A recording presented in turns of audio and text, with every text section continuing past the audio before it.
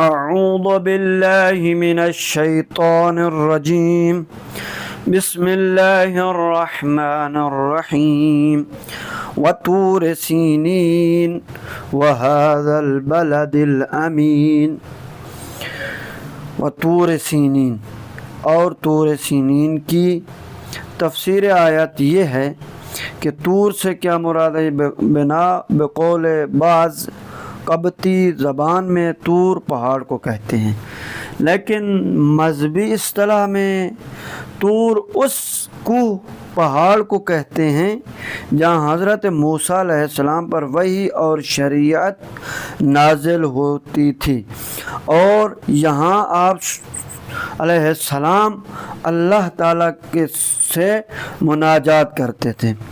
دوسرا کلمہ ہے سنین، یعنی بعض مفسرین کے نزدیک سنین سے مراد سینہ مراد ہے۔ بعض دیگر مفسرین کہتے ہیں کہ سنین یعنی سریانی یا قبطی زبان میں بابرکت کے معنی میں ہے۔ بعض کے نزدیک طور کوہ اور سنین میدان کو کہتے ہیں۔ بہرحال طور کا اضافہ سنین کی طرف ہے تو طور اور سنین کے دو مختلف معنی ہونا چاہیے، لہذا طور سین کے معنی یہ بنتا ہے صحرا، سینے کا کوہ۔ اب ہم دوسری آیت کی طرف چلتے ہیں کہ اس میں خداوند متعال کیا کہنا چاہتا ہے۔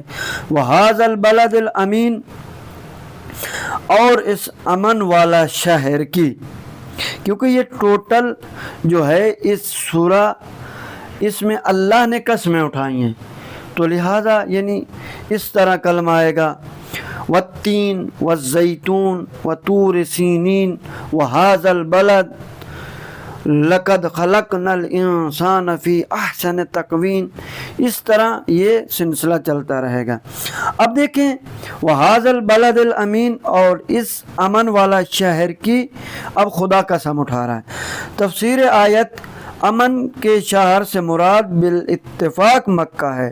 یہاں داخل ہونے والے کو زمانے جاہلیت میں بھی امن ملتا تھا کہ اگر کوئی مجرم اور قاتل بھی حرم میں داخل ہو جاتا تو اسے حرم میں موجود ہونے تک امن مل جاتا تھا۔